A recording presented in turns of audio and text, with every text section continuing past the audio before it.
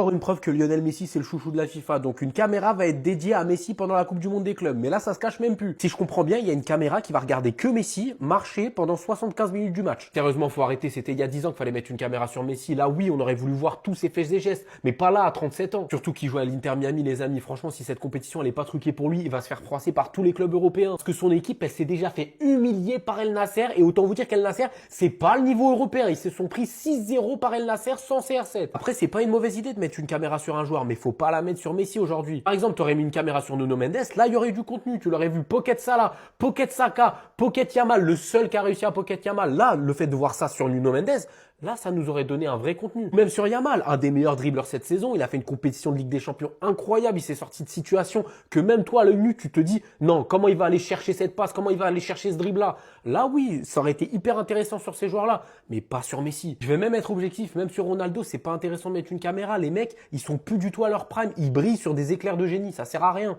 Coupe du monde des clubs arrive et DAZN va frapper fort avec plein de dispositifs mis en place. Une caméra sera dédiée à Messi sur tous les matchs. Mais vous vous foutez pas de ma gueule? Vous voulez pas mettre une caméra sur son PAF aussi à Messi?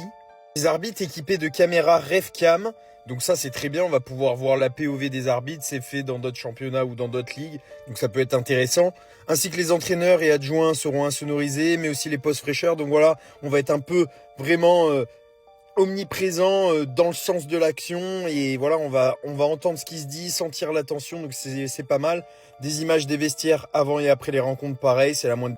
Voilà, il y aura des très bonnes choses pour cette Coupe du Monde des clubs. Tant mieux si DAZN met le paquet. Mais par contre, la caméra isolée sur Messi, les gars. Non mais, s'il vous plaît, les gars. Déjà que l'Inter Miami n'avait rien à faire dans cette compétition, entre guillemets. Il y avait mieux sur le palmarès des années précédentes, les 4 dernières années, que l'Inter. Mais voilà, soyons. C'est une honte. Non, c'est une honte. Le classement actualisé au mois de juin, s'il vous plaît, regardez. Bon, déjà, on se base sur le top 3. Yamal premier, Dembélé deuxième, Pedri troisième. Je suis le premier, vous me connaissez, je suis le premier à faire la propagande Yamal Ballon d'Or. Mais au vu de ce qu'on voit sur les réseaux, l'avis des gens, tout ça, tout ce que les gens disent, Dembélé, normalement, c'est premier. Ensuite, Pedri troisième, Salah quatrième, Mbappé cinquième. D'accord, donc là, en fait, tous les vrais favoris, ils sont derrière Mbappé et Mohamed Salah. Donc Rafinha, c'est une totale humiliation de le mettre à cette place-là. Le mec, il mérite le top 3 tous les jours. Et encore, je suis gentil, peut-être un top 2. Vitinha, c'est tous les jours devant Mbappé, tous les jours devant Salah. Tu vois, il y a des trucs pas logiques. Nuno Mendes 8e, Gvara 9e et Hakimi 12e. Donnarumma 13e. Lewandowski 10e. Erling Haaland devant Désiré Doué. Vinicius devant Désiré Doué. Franchement, waouh. Franchement, le classement, je sais pas, il se base sur quoi, je sais pas. Il se base vraiment sur les matchs de foot, parce que là, le top 5, c'est n'importe quoi déjà. Mohamed Salah, très bonne saison, surtout un très gros début de saison. Mais à partir du moment où les gars ils se font éliminer en Ligue des Champions, il n'y a plus de hype sur la fin d'année. C'est jamais devant 30% des joueurs du PSG, Vitinha, Nuno Mendes, Hakimi, même Désiré Doué qui va certainement prendre le Golden Boy. Rafinha 6e s'il vous plaît, mais c'est pas une honte de mettre Rafinha 6e. Quand on vous dit en fait moi je suis le premier, Yamal il a pris une lumière incroyable sur la fin de saison. Mais Rafinha, il y en a vous avez oublié sa saison en fait, il y en a vous avez oublié ce qu'il a fait. Pour vous, c'est quoi le plus grand trophée à gagner pour un footballeur? Coupe du Monde, Ballon d'Or, Ligue des Champions, Euro. Bon, je pense qu'on va arrêter de faire exprès 2 minutes, les gars, sérieusement. Alors là, c'est quand même compliqué parce qu'ils ont mis un trophée individuel dans l'eau. Et on le sait, ce trophée individuel, il n'y a pas tous les footballeurs qui peuvent le gagner. C'est vraiment, en tout cas à la base, parce que maintenant j'ai l'impression qu'il y a beaucoup de joueurs qui peuvent l'avoir, mais à la base, le Ballon d'Or, c'est vraiment l'élite, les gros joueurs. Mais les gars, venez, on arrête de se mentir 2 minutes. C'est quoi le rêve de tous les footballeurs quand ils sont petits? C'est laquelle de compétition quand on était petit, devant la télé, on avait les yeux qui brillaient? À chaque fois, tous les footballeurs, mais tous, en interview, tu leur dis c'est quoi ton rêve? Gagner la Coupe du Monde. Donc à quel moment il y en a, vous allez me dire que la Ligue des Champions est au-dessus de la Coupe du Monde? C'est en fait ce trophée, mais juste regardez-le, c'est le trophée ultime. Alors moi je dis pas forcément qu'en Coupe du Monde il y a plus de niveau qu'en Ligue des Champions, ça c'est un autre débat. Parce que la Ligue des Champions déjà c'est les meilleures équipes d'Europe, c'est aller-retour en plus de ça. Mais le plus grand trophée de l'histoire, même tout sport confondu, la Coupe du Monde c'est... Tout le monde regarde, même les femmes elles regardent, les filles elles regardent. Et là je parle pas des femmes qui jouent au foot, je te parle des filles. Les filles qui ne regardent pas le football, elles en ont rien à faire de base, elles regardent la Coupe du Monde. Nos sœurs, nos mères, nos cousines, nos tantes, tout le monde regarde. Juste les footballeurs quand ils la gagnent, ils pleurent carrément, ils arrivent même pas à retenir leurs émotions. T'as tout le monde devant la télé, tout le monde au stade, t'as les familles de tous les footballeurs au stade. Et il y a un truc qui le prouve pourquoi c'est le plus grand trophée de l'histoire. Même un remplaçant en Coupe du Monde, il marque l'histoire. Même lui, il a été important. Tandis qu'en Ligue des Champions, généralement, les remplaçants, on les retient pas. Mais pour la Coupe du Monde, on retient même les remplaçants tellement c'est une dinguerie de la gagner. Donc pour moi, c'est la Coupe du Monde de loin.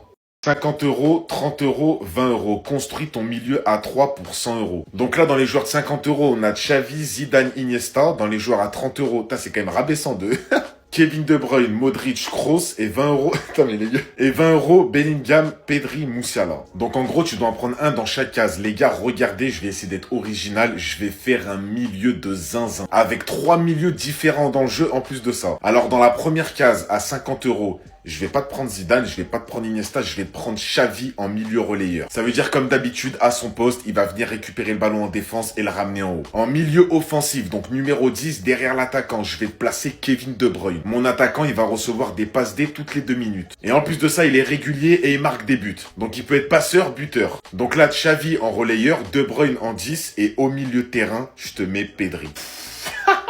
C'est quoi ce milieu de zinzin que j'ai fait là? Voilà les gars, c'est comme ça qu'on crée. Appelez-moi entraîneur Rouhani. Mais là, il y a personne qui touche le ballon. Il y a personne qui touche le ballon. Xavi relayeur, Pedri au milieu de terrain, De Bruyne juste devant. Non mais les gars, craquito. Après bon, vous pouvez créer un autre milieu qui sera autant efficace. Il y a Zidane, Modric, Toni Kroos, Bellingham, Iniesta, c'est trop. Mais moi perso, je vous jure que c'est pour celui-là que j'opterais. Donc, fais-moi ton bilan en commentaire. Pas mal.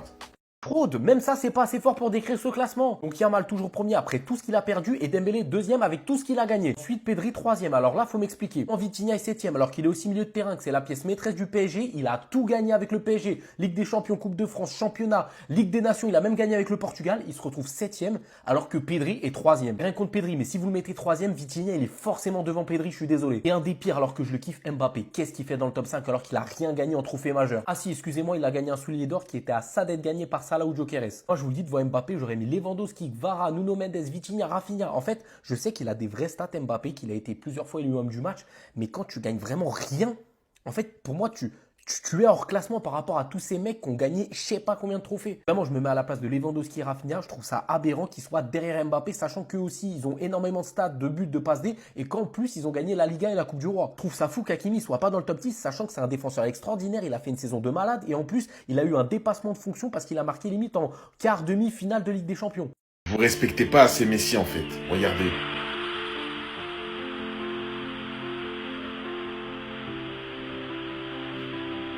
Moi, ce qui me dérange un petit peu avec les gens quand ils parlent de Messi, c'est que t'as l'impression qu'ils parlent tout le temps de son talent et uniquement de son talent. Bien sûr, son talent, il est énorme, il est immense, il est même plus à prouver son talent. Tout le monde sait que c'est le joueur le plus talentueux de l'histoire. Mais les gars, pour ceux qui se rappellent, à ce moment-là, regardez son visage. À ce moment-là, et plusieurs fois dans sa carrière, Messi a qualifié l'Argentine en Coupe du Monde. Et en fait, hormis le talent, il y en a, vous banalisez énormément tout le travail de Messi. Parce que des génies du football, on en a connu, hein. Ronaldinho, Neymar, Hatem Ben Arfa, on en a vu. Mais est-ce qu'ils ont fait la carrière à Messi? Non. Pourquoi? Parce que Messi a été régulier, Messi a eu une bonne hygiène de vie, Messi a travaillé, Messi s'entraînait, Messi a tout simplement pris au sérieux sa carrière. Et ça fait maintenant 3 ans, on est en 2025, c'était en 2022, je crois que vous vous rendez pas compte. Il est parti chercher une Coupe du Monde à 36 ans, alors que le mec, il subissait tous les ans des critiques en sélection. Le mec, plusieurs fois dans sa carrière, il a réfléchi à arrêter avec la sélection, mais non!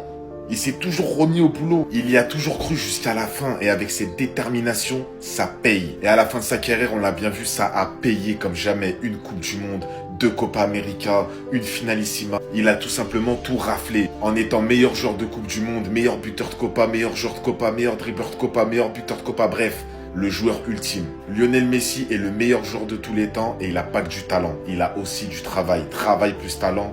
Voilà. Putain, mais il y en a, les gars, franchement, ne devenez pas entraîneur, hein, mais vraiment, il y en a, ils font des équipes. Les équipes, carrément, si je suis un supporter, elles font peur. Donc là, il y a un mec, il a réalisé ce 11, cette équipe du Real Madrid, et il a mis Just Imagine. En gros, juste imagine l'équipe comment elle ferait mal, avec un smiley en mode... Mais regardez-moi la gueule de l'équipe, s'il vous plaît. Bon, la défense, en vrai, ça va. Le gardien, ça va. Il a mis la charnière qui va être associée. Alexander-Arnold, Ferland Mendy, Valverde, Camavinga, jusque-là, ça me choque pas. Mais l'attaque, c'est un désastre. Bon, déjà, même pas l'attaque. Mbappé en 10, déjà. Mbappé en 10, dans une équipe meneur de jeu, genre. Waouh, je sais pas où c'est qu'on l'a vu meneur de jeu. C'est pas du tout son poste.